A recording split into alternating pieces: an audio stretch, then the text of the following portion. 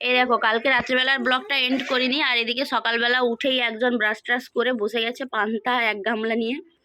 Hello everyone, good morning, welcome back to my channel. বলো তোমরা সবাই কেমন আছো? আশা করি তোমরা সবাই খুব ভালো আছো, সুস্থ আছো, আর আমরাও খুব ভালো আছি। তো চলো আজকে ব্লগটা এখন থেকে স্টার্ট করো। এখন থেকে বলতে আমি ওই স্কুল থেকে এসেই এখন ব্লগ স্টার্ট করছি।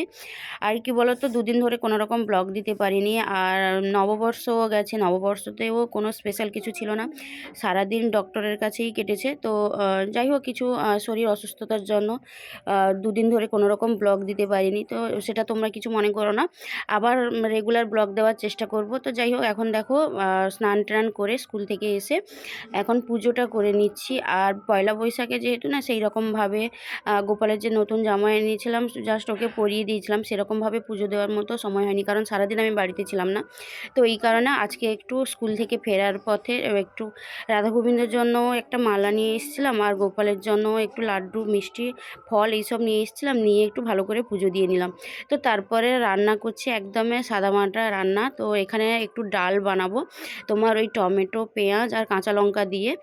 আর কি বলো তো, আজকে অ্যাকচুয়ালি সিম্পল রান্না করছি, কারণ বিকেলবেলা একটু যাব আমার মামার বাড়ি, ওই জন্য নিজের মতো করে অল্প একটু রান্না করে নিচ্ছি, দিয়ে খেয়ে দিয়ে একদম বিকেলবেলা বেরোবো। তো এখানে আমার ডালটাও রেডি হয়ে গেছে। আর করব একটু আলু মাখা, তার সঙ্গে করব একটু ওই কই মাছ ছিল, কই মাছের ঝাল। তো এখন একটু না এই গরমের মধ্যে এরকম আলু মাখা, প্লেন ডাল, তারপরে তোমার এইরকম সিম্পল খাবারই ভালো লাগে। এদিকে একটু যদিও লাল লাল করেই আলু মাখাটা বানিয়ে নিয়েছিলাম। তারপরে এদিকে দেখো আমার কই মাছও রেডি। আর নিজে কিছুটা খেয়ে নিব, আর বাকিটা রেখে দিয়ে যাবো, কারণ রাত্রিবেলা আমি তো সন্ধ্যাবেলা বেরিয়ে যাবো, আর বাবাই যেহেতু যাবে না, ওর জন্য কিছুটা তুলে রেখে দিব।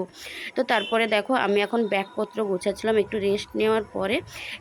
তো বিকেলবেলা আবার তোমার ওই 5টা সাড়ে 5টা নাগাদ ব্যাগপত্র গুছিয়ে এখনই রেডি হচ্ছি।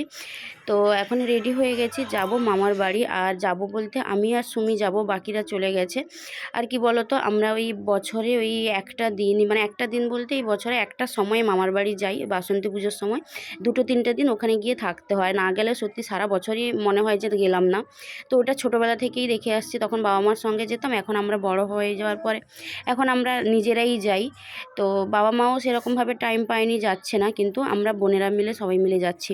বাকিরা চলে গেছে, এখন আমি আর সুমি যাচ্ছি। আর তখন বাজে 7:30 মতো, আর 7:30টার সময় আমরা দুজন একাই যাচ্ছি। আর ওইদিকে বলেছি মামাকে আসতে, তো মামা এসে নিয়ে যাবে।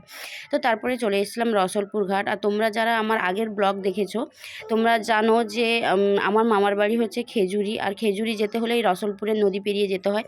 আগে এই ঘাটে ভ্যাসেল ছিল, তখন এত অসুবিধে ছিল না, কিন্তু আবার এখন হয়ে গেছে নৌকা, কারণ এই ভ্যাসেল যেটা ছিল ওটা ডুবে গেছে, ওই কারণে আবার নৌকো করেই পারাপার করতে হতে হবে। তো রাত্রিবেলা সেভাবে ব্লগ বানাইনি, তো যতটা টুকটাক নেওয়া গেছে, তো ওইটুকুই নিয়েছি ক্লিপ। তো যাই হোক, এখন যাওয়া যাক।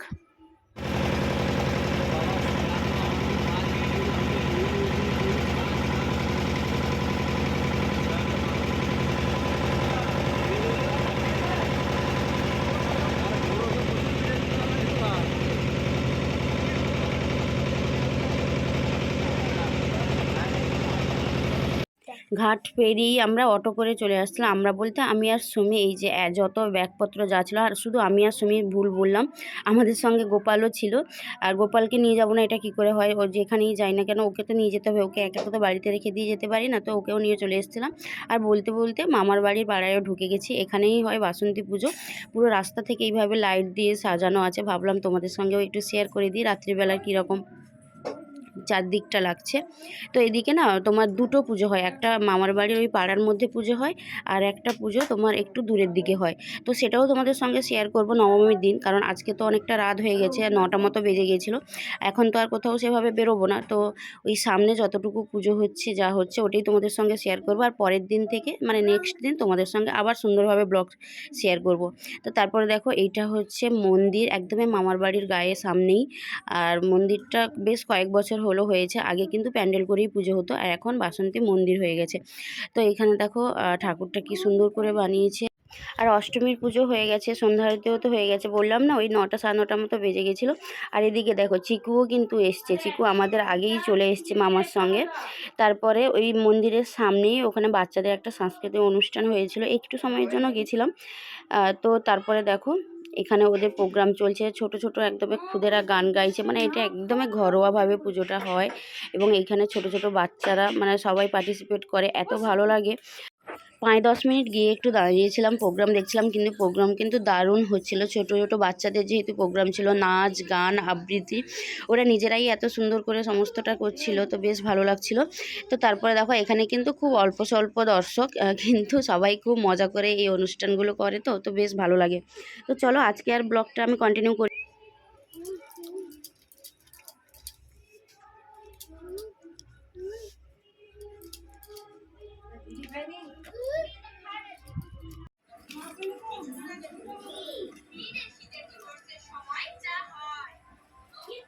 এই দেখো কালকে রাত্রিবেলার ব্লগটা এন্ড করিনি, আর এদিকে সকালবেলা উঠেই একজন ব্রাশ ট্রাশ করে বসে গেছে পান্তা এক গামলা নিয়ে, পান্তা আলু ভাজা, তারপরে নিয়েছে আর খুব কম লঙ্কা নিয়েছে, 6টা না 7টা লঙ্কা নিয়েছে, আর সব লঙ্কাগুলো এই মানুষটাই খাবে, এইটুকু শরীরে কতগুলো লঙ্কা খায়।